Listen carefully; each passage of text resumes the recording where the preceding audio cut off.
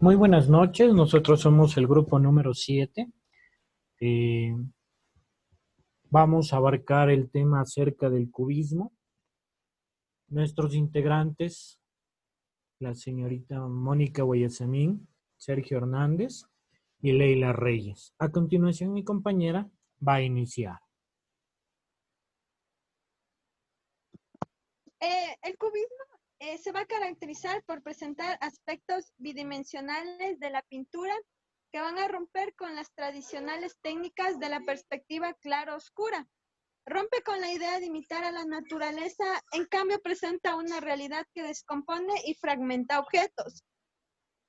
Se desarrolla en un ambiente dominado por hombres, la pintura de Marie Blanchard, donde las características de la pintura de esta época en las mujeres va a ser femenina y decorativa. Lo más frecuente era considerar la sensibilidad femenina más dada a los sentimientos y a las emociones, más adecuadas para crear formas menores de arte que podrían proporcionar éxito social y económico. La primera fase en la que se divide las obras de Blanchard es la etapa de formación, que va de 1908 a 1913. En esta etapa vamos a ver la influencia de géneros de la figuración, el expresionismo o el simbolismo. Va a haber un paso de los colores sobrios y el dibujo firme a la riqueza de colores, casi similares al expresionismo. Aquí tenemos la primera obra, que es denominada La Española. En esta se puede ver el claro ejemplo de cómo hay una influencia del expresionismo. La siguiente obra con la que en esta primera fase va a destacar Blanchard es la de La Comulgante. En esta se nota un tono humorístico y la fina ironía hacia la sociedad española del siglo XX, una sociedad un tanto atrasada respecto a otros países europeos. Entonces, aquí vamos a ver una niña que ya está siendo integrada a la sociedad. Aquí se ve cómo el artista juega con las formas y los colores de todos los objetos que aquí caracterizan el rito de la comunión. Entonces vemos la niña que está vestida con la ropa de la primera comunión, el reclinatorio de terciopelo y cómo va a presentar una ironía que para la época fue muy criticada. A continuación, mi compañero.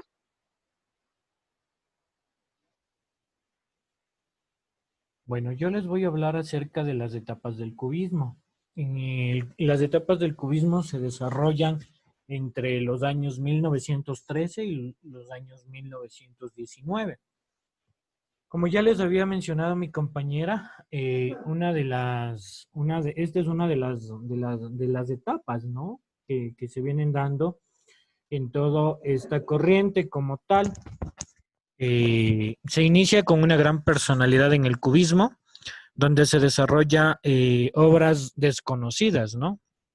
No cabe duda que la obra cubista de María Blanchard supera la de los conocidos coetáneos, ¿sí? Es decir, de los coterráneos, como fueron Albert Gleizes, Agustín Jervils, entre otros, ¿no? Cabe mencionar que Blanchard se inserta a este movimiento al que aporta con la plasticidad y el sentimiento. Durante esta fase, su obra evoluciona desde el primer cubismo, es decir, con elementos figurativos fácilmente identificables que representan mediante formas geométricas en diversos planos superpuestos y que actúa bajo una producción cercana a la de Diego Rivera. De igual manera, Diego Rivera hacía un cubismo más estético, sintético, ¿sí? Y de acuerdo y más cercano también a la estética de Juan Gris.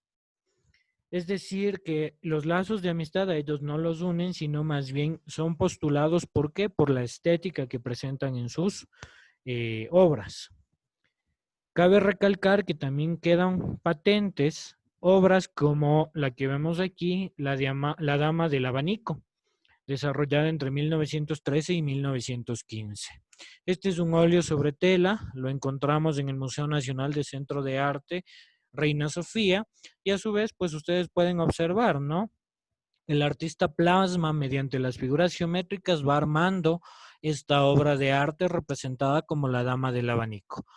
Esta dama representa la mujer esbelta, la mujer más bien de la aristocracia, de la alta sociedad en la Europa. Siguiente obra de arte tenemos La naturaleza muerta con la lámpara, desarrollada entre los años 1916 y 1918. Este es un óleo sobre lienzo, tiene una medida de 64,2 por 45 centímetros. A la vez se encuentra en el Museo Nacional de Centro de Arte de Reina Sofía. Sí, como pueden ver, aquí ya se va perfeccionando un poco más, la imagen es más nítida. A su vez, representando aquí, bueno, se puede decir la parte de la alcoholemia. Como tal, tenemos presencia de botellas, tenemos eh, espejos simbolizando la belleza, tenemos libros, fósforos, más bien dedicado a una vida bohemia, ¿no? Como pueden observar. Eso quiere plasmar el autor en esta obra. Seguidamente tenemos el bodegón con cajas de cerilla, desarrollado en 1918. Este es un óleo sobre lienzo igualmente.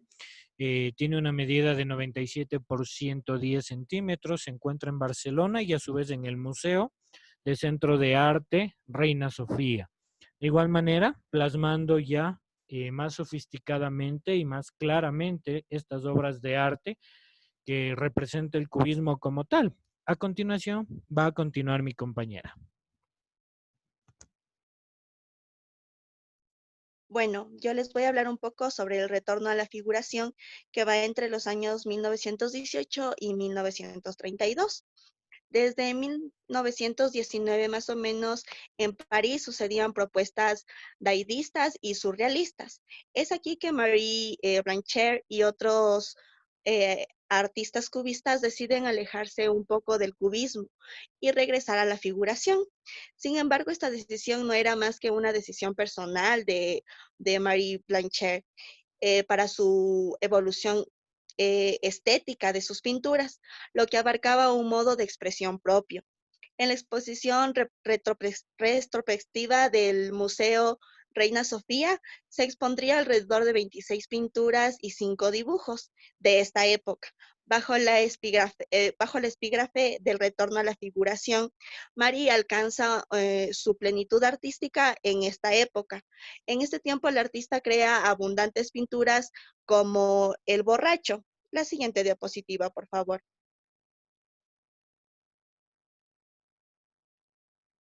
Esta pintura la creó más o menos en el año 1920.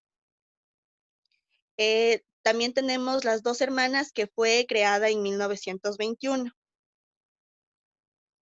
También tenemos la obra llamada Maternidad Oval, que se creó más o menos entre el año 1921 y 1922.